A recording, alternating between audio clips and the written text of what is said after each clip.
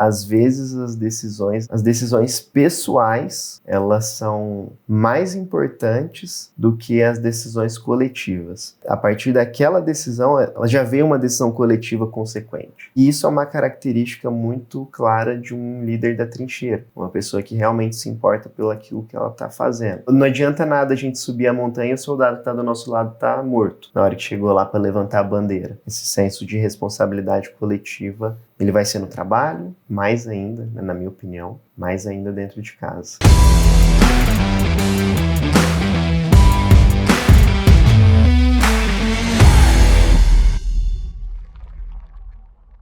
Olá, bem-vindos ao podcast Na Trincheira, onde a gente conversa sobre assuntos de liderança.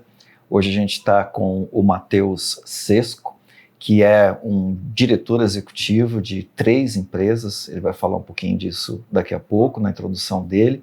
E o nosso bate-papo hoje vai ser sobre como ser um líder, que é um líder na trincheira, com seus desafios familiares, com seus desafios domésticos, né? Será que um líder que tem uma pegada de ser líder da trincheira, aonde ele está atuando profissionalmente, será que tem alguns desafios que são diferentes quando a gente está falando do contexto doméstico, familiar? Quais são os insights que a gente pode ter nesse nosso bate-papo hoje? Que diferença isso pode fazer na nossa liderança? Matheus, bem-vindo mais uma vez.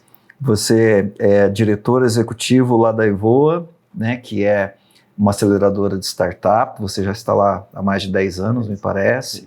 Também você é diretor da Maringá Capital, que é uma agência de financiamentos, né? De startups, um clube de investimentos. Um clube de investimentos. E também agora você é diretor de um hospital. De um CEINE, Hospital de Cirurgia Plástica e Maternidade. 100% Legal. Privado. São 3 iniciativas diferentes, devem consumir bastante o seu tempo. Você tem compartilhado com a gente como é ser um liderado de um líder na trincheira, e também você é um líder na trincheira, alguém que está fazendo diferença por onde passa, né, de uma forma prática, construindo uma história de resultados, né, e exatamente por isso que novas oportunidades vão surgindo sempre. E no nosso bate-papo aqui de bastidores, você mencionou sobre alguns desafios que acontecem no seu lar, no seu casamento, né, lá com a sua esposa. Você mencionou assim para mim que você tem iniciativas, né, ideias, coisas novas, e a sua esposa sempre fica um pouco preocupada, né, porque, poxa vida, lá vem o Matheus de novo. Mais uma. Com mais uma, né? E como é que vai ser agora? E qual é o tempo, né, que vai ficar aqui pra gente, né? Você não tem filhos ainda, né? Ainda não. Então, como é que você lida com esses desafios aí de expectativa? Como é que é ser gestor, né, de 3 empresas diferentes? Eu imagino que você tem vários projetos aí. Como é que você administra o seu tempo? Como que você lida com esses desafios aí com a sua esposa? Tava dando risada aqui na introdução, porque eu tava lembrando de uma fala que eu sempre falava para ela. Apesar da pouca idade, a gente já tá junto há 10 anos, né? Então, desde que ela tinha 17 anos. Então, é uma coisa assim, a gente já viveu tudo que tinha que viver. E eu falava, a minha família, a família dela são famílias completamente diferentes. A minha família, várias pessoas separaram, enfim, não tiveram uma constituição da família, vamos colocar assim, tradicional, que pai e mãe casaram, nunca se separaram, criaram os filhos, minha avó faleceu, e a família dela, ninguém se separou, a avó não morreu, tá todo mundo juntinho ainda. Então elas são, imagina, uma das netas mais novas, se eu não me engano a mais nova, agora eu não me lembro de cabeça, com visões de mundo completamente diferentes. A família dela sempre foi muito de casar muito cedo, né? Vamos casar logo. E eu, 10 anos, eu sou mineiro, né? Eu falava pra ela assim, não vamos colocar a carroça na frente dos bois. E como que eu sou líder de várias empresas e lá em casa eu tento levar de um jeito diferente essa liderança da trincheira, mais pro lado bem-humorado, porque o dia já é pesado demais pra gente ficar mal-humorado dentro de casa também todo dia, né? Tem dia que realmente não tem o que fazer. Mas eu falava assim pra família dela, vamos não vamos colocar a carroça na frente dos bois, não. Vamos casar quando tudo estiver certinho. E colocava uns planos, e esse plano não acontecia, ia demorando e a pressão aumentando. Quando ela me conheceu, eu namorava uma outra... Assim, não quando ela me conheceu, quando ela me viu a primeira vez, eu namorava uma outra menina, eu usava aliança, ela sempre teve o sonho de usar aliança, a gente começou a namorar, eu não queria mais usar. E daí eu falo, não, calma, vamos tranquilo, né? Até que um dia eu cheguei, isso já fazia uns 2, 3 anos que a gente tava namorando. No Natal, eu falei, vou comprar um presente. Ela já tava nessa pressão de dar aliança. Eu falei, vou comprar um presente top pra ela. Fui lá na Vivara, comprei um brinco, assim, lindo, maravilhoso. Só que eu, desatento. Veio na caixinha igualzinha da aliança. Tava ela e a mãe dela no Natal lá. Cheguei, tudei a caixinha. Ela, meu Deus do céu. A mãe dela, ai, segura meu coração. Minha filhinha vai casar. Agora. Eu falei, não, calma. Não, ela pegou tanto desgosto no brinco que fez eu ir lá na Vivara trocar, pegou 2 brincos, paguei a diferença ainda e, assim, de tanto que eu falei, não, ficou horrível esse brinco aqui, brinco de ouro, tudo lindo, maravilhoso. Não usou. Então, às vezes eu tento levar mais pro lado bem humorado dentro de casa, assim, do que a linha mais dura que a gente leva no trabalho, porque o lado afetivo também ele conta muito. Se você for muito durão o tempo todo, fica uma convivência não muito prazerosa, né? Eu acho que dentro de casa a gente tem que ter os nossos limites, tudo, mas tem que ser prazeroso no final das contas. A gente tem que dar risada, a gente tem que sair também. Legal. Mas eu tento levar os temas delicados, assim, fazendo... Talvez não sendo tão direto ao ponto, não sendo preto no branco, às vezes fazendo umas piadas com as situações, com os tombos que a vida vão dando pra gente. E não conseguimos bater essa meta, meu Deus do céu, o que a gente vai fazer agora? Né? E tentando liderar mais dessa forma, né? Legal. Quando você está atuando como líder da trincheira, né, que você é, lá nas empresas que você administra, tem uma pegada de cobrança, né? Com tem certeza. Uma pegada de resultado, né? E aí não dá para levar essa mesma forma para dentro de casa, né? Não dá. Mas eu imagino que tenham assuntos que também são conversas difíceis, cobranças que também precisam ser feitas, né? E ouvindo aí a história do brinco, também me parece que, como as relações humanas, expectativas que são frustradas também, né? Então tem expectativas frustradas lá no trabalho, né? Tem cobrança, tem assuntos difíceis, e na relação afetiva também.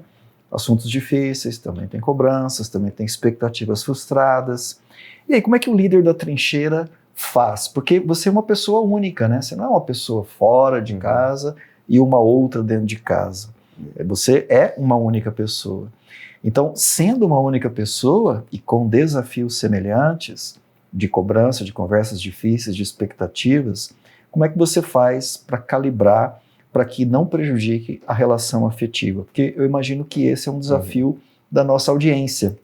Os líderes que estão nos acompanhando, que têm interesse aqui no nosso assunto de liderança, provavelmente precisam saber como administrar essas questões também nas suas relações afetivas, né? Então é legal ouvir aí a sua experiência. Como é que você faz isso, Matheus? Bom, os assuntos de trabalho, normalmente ela não gosta nem de saber. Então, a gente acaba não conversando muito, contando superficialmente, assim, de uma coisa ou de outra, mas nunca muito aprofundado os assuntos mais delicados do trabalho para não levar essas frustrações. Ela é muito melhor do que eu fazendo isso. Muitas vezes, eu não tenho onde descarregar, infelizmente. Graças a Deus, eu tenho uma pessoa linda, maravilhosa, que é bem compreensiva nesse ponto, e ela acaba sendo uma excelente ouvinte, né?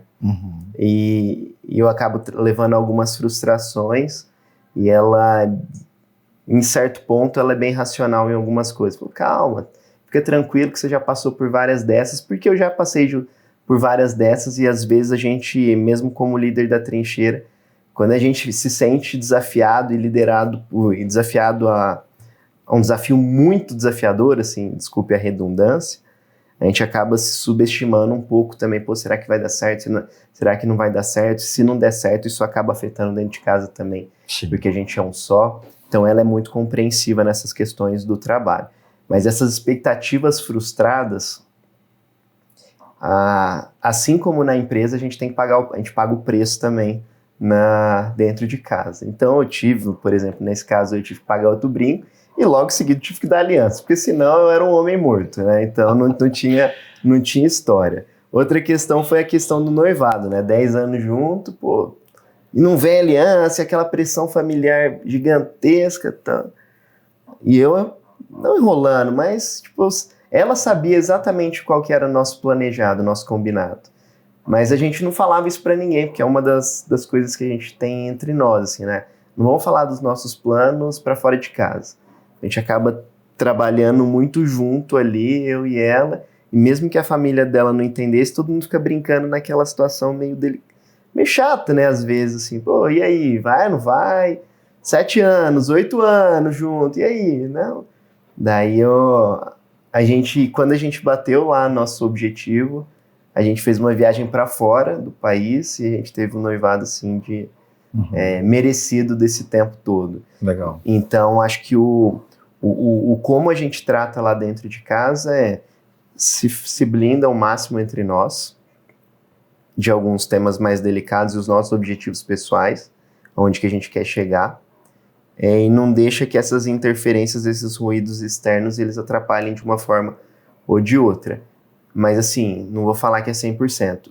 Eu, principalmente, porque como tenho problemas muito diversos, assim, eu tô numa posição desafiadora, que me desafia demais, assim, eu acabo levando algumas frustrações lá para dentro de casa, sim, e daí a compreensão dela que me ajudou. Um tema até bem delicado é, por exemplo, às vezes eu ficava muito desanimado, eu ficava tão cansado das minhas prioridades do trabalho que eu não queria fazer mais nada, quando eu estava em casa eu queria descansar. Não queria sair de final de semana, não queria fazer nada. Então isso acabou frustrando um pouco ela, principalmente no começo. E daí ela falou, Matheus, vai no médico. Então ela tentava, parte da outra pessoa também querer te ajudar. Né? Então, aí até que eu fui no médico e realmente eu tava cheio de vitamina lá embaixo. Então às vezes era até físico mesmo e não só comportamental. Então o líder da trincheira também fica doente, né? Antes eu falava que só fica doente quem faz exame. Até eu fazer os exames tá tudo ferrado e ver que eu precisava de ajuda, né? E daí, graças a ela, principalmente, que eu comecei a me tratar e, pô, melhorou 1000%, tanto nas empresas quanto na nossa vida pessoal. Legal, tá? Legal. E como que o líder na trincheira, né, o líder da trincheira, como é que ele administra o tempo? Esse é o mais difícil, tá? Esse é o mais difícil de todos. Normalmente, a gente se vê, assim, só à noite, assim, na hora de dormir, e olha lá, durante a semana. E aí a gente tem o tempo nosso, que é o final de semana, que a gente não abre mão. Então, lá no final de semana a gente tá junto. Então, ali, mas por quanto tempo isso? Nós ainda estamos novos e a gente não tem filhos ainda. Então, a gente tá no momento de fazer dinheiro, vamos colocar assim. Então, tem o tempo de fazer dinheiro. Eu até brinco, assim, falo com ela, né? Voltando àquele assunto, eu levo na brincadeira essa administração do tempo.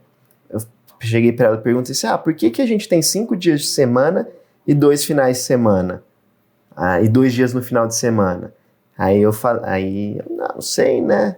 Falei, porque a gente tem que ter, se a gente tivesse 5 dias, os 5 dias a gente tá ganhando dinheiro e 2 dias a gente tá gastando dinheiro.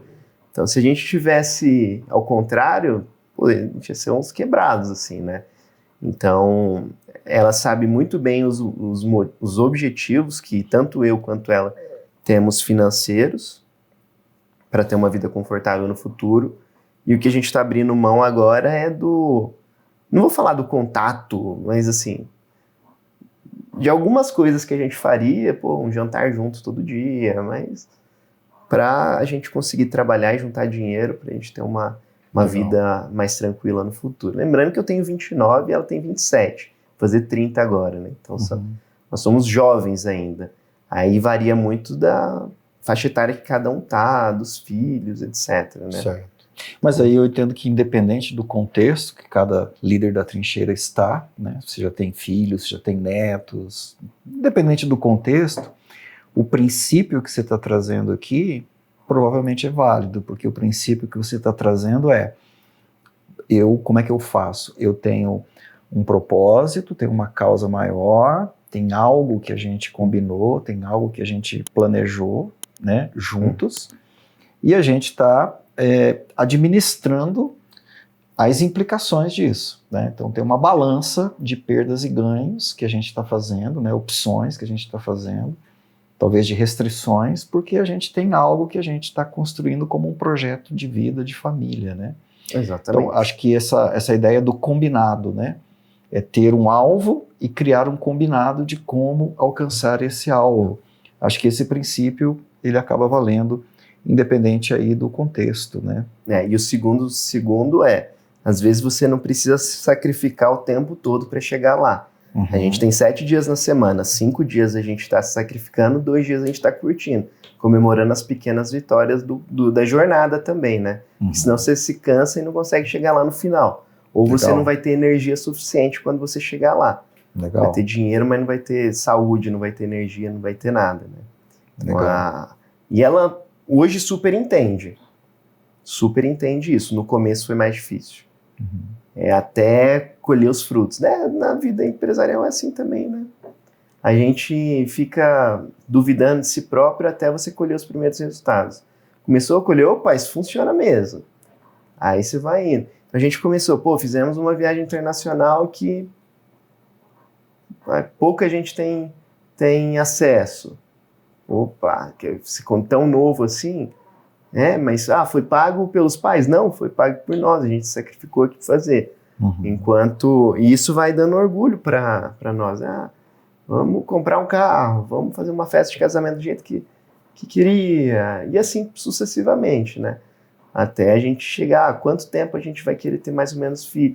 E não que tudo dá certinho, e eu nem sou tão planejador assim, no sentido de milimetricamente calculado as coisas, mas tenho ideia de mais ou menos que tudo tem o seu tempo.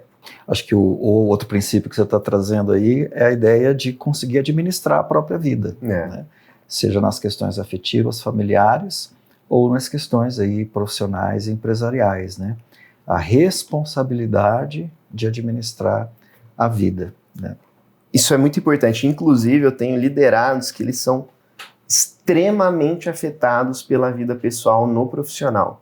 E quando isso acontece, aí que a gente tem... E, assim, é natural que aconteça, tá? Ninguém fica feliz com um término de relacionamento ou com alguma coisa que possa ter acontecido assim. Mas quando isso começa a afetar de maneira demasiada no seu trabalho, aí a gente vai ter um problema, né? O Wilson até falava o seguinte, cara, entrou no trabalho, veste a camisa, diz que é aqui onde você vai esquecer esse problema. Deu 6 horas, aí você resolve esse problema. Põe a outra camisa. Põe a outra camisa. E isso eu tive muito, eu fiz algumas vezes, e um outro conselho que eu sempre dou é assim, dê tempo para o seu luto. Então não adianta uma pessoa ficar de luto 3 meses. Não, vou ficar de luto 2 dias. Pô. Esses 2 dias você vai ficar mal. E você vai avisar as pessoas, gente, aconteceu isso, estou mal. Beleza? Beleza. Combinado não sai caro, não é? Porque depois do 3 dias, acabou, ficou ali. Você tem os resquícios ainda, mas só que você dá tempo para sofrer é muito importante. O problema é a pessoa que não vive o luto e isso acaba refletindo no trabalho de outras formas, em agressividade, Sim. Em às vezes mau comportamento na saúde, vida atestado pra caramba, mau comprometimento. Então é isso todo mundo vê também, não adianta você querer esconder, né? Então os problemas de casa eles afetam sim, chega atrasado, né? Enfim, afetam sim o dia a dia da empresarial. Legal que você está falando, que parece que é ser meio que robô, meio racional, frio demais, mas na verdade significa gestão das próprias emoções, né? Inteligência emocional.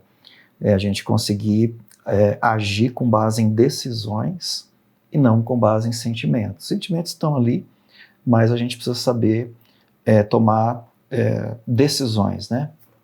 E não que você vai estar 100% ali no terceiro dia, nesse caso do luto. Isso. Não, você não vai estar 100%. Sentimentos ainda estão ali. Estão ali, mas você está sendo mais forte do que eles. E quando você consegue vencer essas batalhas, aí você se sente dono de si próprio, né?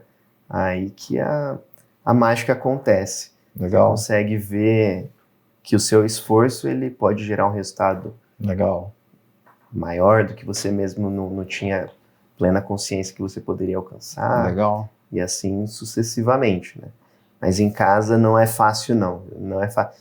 E também teve um outro caso dela que ela recebeu uma proposta muito boa. Só que ela teria que se mudar. Daqui a gente fez os cálculos lá até que... e seria uma oportunidade de crescimento de carreira. Assim, imagina que para você trabalhar na principal empresa do mundo,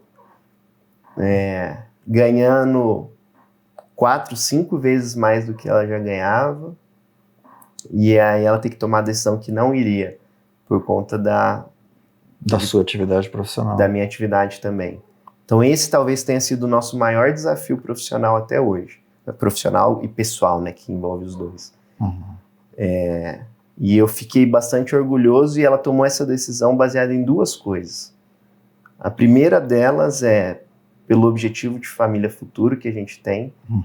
Então ela falou assim, talvez faça mais sentido a gente continuar aqui, que fica mais próximo da cidade onde a gente tem centro de apoio, tem núcleo de apoio familiar, que para criar os nossos filhos vai ficar um pouco mais fácil. Então essa foi a primeira. E a segunda decisão dela é que ela não queria ficar longe. Então ela abriu mão do profissional para ficar no pessoal. Então isso me deu um gás maior ainda e um nível de responsabilidade maior ainda. Sim. Não foi nesse contexto, mas ela havia me falado o seguinte, ela foi criada pela mãe dela. Quando ela nasceu, a mãe dela parou de trabalhar para criar ela. Então ela falou, eu queria ter essa oportunidade de fazer isso com meus filhos também. Então a atitude dela me refletiu para mim da seguinte forma, acho que ela também está querendo isso, ela está esperando de mim, que eu faça isso também mesmo. E todo mundo fala, quando você tem filho, muda o jogo, né? Talvez eu nem precisei esperar ter o filho para ter esse choque de realidade que às vezes vai mudar o jogo. Sim. Mudou o jogo naquele momento para mim, e foi aí que eu falei, tenho que me virar agora para conseguir crescer ainda mais, para a gente ter um futuro ainda mais saudável para nossa família, né? Legal. Que foi uma decisão em conjunto, mas que ela teve uma perda pessoal muito grande, assim.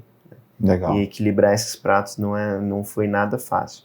Foi muito... o luto lá, a gente teve um luto de 3 meses aí, e que de vez em quando vem esse sentimento, e se eu tivesse ido para lá, como teria sido a nossa vida e tal. Sim.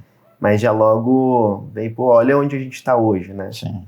A gente, enfim, fizemos várias coisas depois disso, e o tempo mostrou que a decisão foi a mais correta possível. Legal.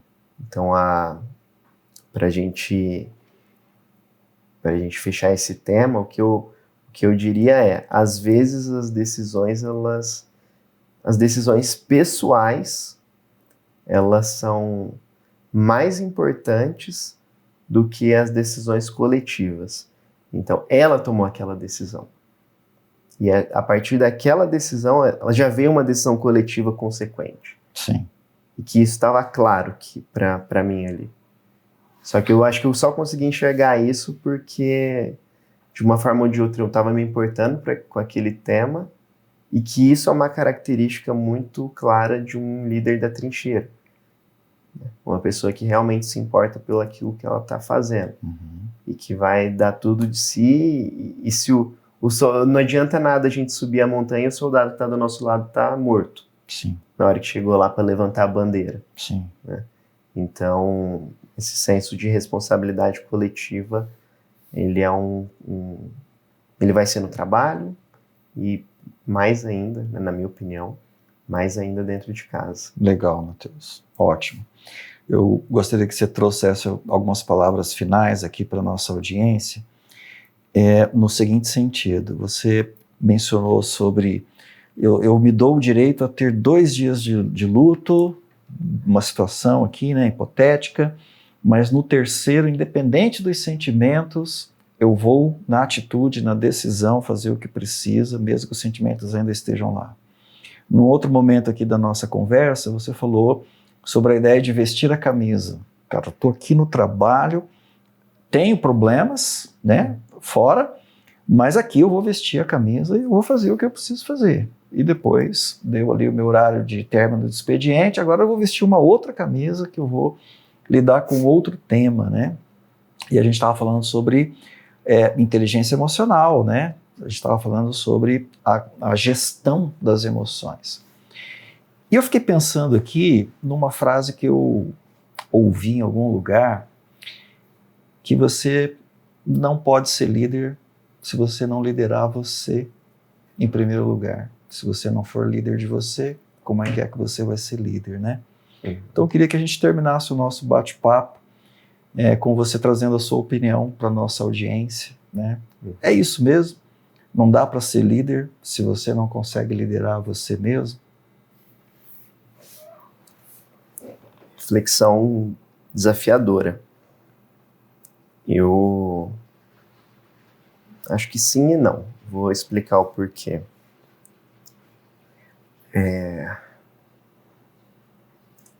Existem algumas prioridades na vida de cada um. Então, tem pessoas que priorizam mais o seu lado pessoal, tem pessoas que priorizam mais o seu lado profissional, e assim sucessivamente. Eu sempre fui uma pessoa que eu sempre me vi no profissional muito forte. Eu sempre priorizei isso muito forte. E não existe crescimento em equilíbrio. Uhum. Não existe crescimento no equilíbrio. E não existe o S na palavra prioridade. Não existe prioridades. Isso alguém inventou. É uma prioridade. Então, no caso, por que eu acho que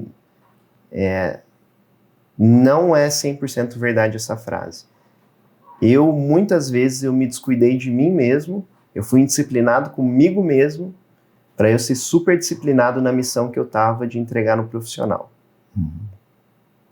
Então, mas isso quer dizer que eu não fui um bom líder lá? Talvez não. Talvez a minha prioridade daquele momento era aquilo. Uhum. E aí, volto a dizer, não existe, algum prato ele vai ter que desequilibrar para você crescer. E eu optei por crescer no profissional porque eu acho que isso me daria mais longevidade no pessoal. Ah, mas hoje a gente vê uma vidinha perfeita de todo mundo no Instagram, é tudo lindo e maravilhoso. Você tá malhando 3 horas da tarde, você tá comendo saudável todos os dias, você trabalha ali e nunca tem nenhum problema. Eu acho que isso é muito desafiador. E quando você diz que não tem como você liderar sem você liderar você mesmo, eu vejo como desafios diferentes e prioridade diferente em cada momento de vida. Uhum. Claro que a gente, igual eu falei no outro episódio, não tem como a gente tirar 0 em uma das notas ali, que senão a gente não passa de ano. Mas muitas vezes a gente vai ter que se descuidar de algum lado, a gente vai ter que abrir mão de algumas coisas, a gente não vai conseguir ser regradinho o tempo todo, a gente não vai conseguir ser disciplinado o tempo todo com aquilo, porque senão isso aí tem prazo para acabar. Uhum. Ninguém aguenta. Ninguém é um robô para isso. Uhum. Então, hoje, se fosse para eu priorizar, eu continuaria. Se fosse fazer tudo de novo, eu faria tudo exatamente de novo. Priorizaria minha carreira profissional, porque eu tenho certeza que a minha carreira profissional, o prestígio que eu tive, os ensinamentos que eu tive, isso me ajuda muito no pessoal. Uhum. Isso me dá uma liberdade hoje para eu conseguir cuidar do meu pessoal. Eu poder pagar os melhores médicos que eu queira, eu poder pagar um excelente plano de saúde para mim, eu conseguir fazer umas viagens que pouca gente consegue fazer, eu conseguir ter tudo e que isso tão novo. Uhum. Mas eu tive que desequilibrar lá no começo antes disso. E isso, necessariamente, eu fui um mau líder comigo mesmo. Uhum.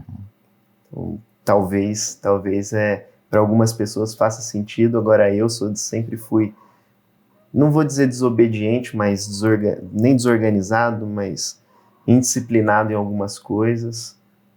E a minha indisciplina, a minha rebeldia de algumas coisas fez com que eu desse um hiperfoco em uma e desequilibrando outras para que eu conseguisse elevar tudo, né? A gente vai elevando um pouquinho de cada vez, em vez de ter que tentar elevar tudo simultaneamente. Eu sempre vi isso. Eu gostava de resultados muito rápidos, né? E você crescer um pouquinho tudo assim todos os dias, eu acho que o prazo, eu não conseguia ver muitos resultados. Então, eu tomei essa decisão. Talvez isso possa caracterizar que eu tenha sido um bom líder comigo mesmo. Depende da reflexão de cada um. Depende do ponto de vista, né? Depende do ponto de vista. Eu abdicar de algumas coisas agora, isso possa ter sido uma característica de um bom líder. Mas eu acho que, se fosse para eu pensar assim, eu acho que não. Acho que eu não fiz a gestão da minha vida pessoal, saúde principalmente, como eu deveria ter feito em prol de outras coisas. E que, sim, poderia ter se agravado? Poderia. Mas os riscos, eles estavam administrados. Vamos dizer assim. Não ia morrer, não. Conta disso. Então tá tudo certo. Aí agora eu tô cuidando, né? Mas, claro, o preço vem mais alto depois, né? Sim. Legal, Matheus. Muito obrigado aí por compartilhar um pouco da sua história, da sua visão de mundo, da sua experiência. Pessoal, esse é o podcast da Trincheira. E aí, fez sentido para você? Só existe crescimento no desequilíbrio mesmo? Você concorda? Comenta aí, compartilha o nosso episódio. Aqui a gente está falando sobre assuntos que fazem diferença no dia a dia, assuntos a partir de pessoas que estão na liderança, que têm graxa debaixo da unha e tem uma história, uma perspectiva para compartilhar. Obrigado, Matheus, mais uma vez. Fica com a gente, até o próximo episódio.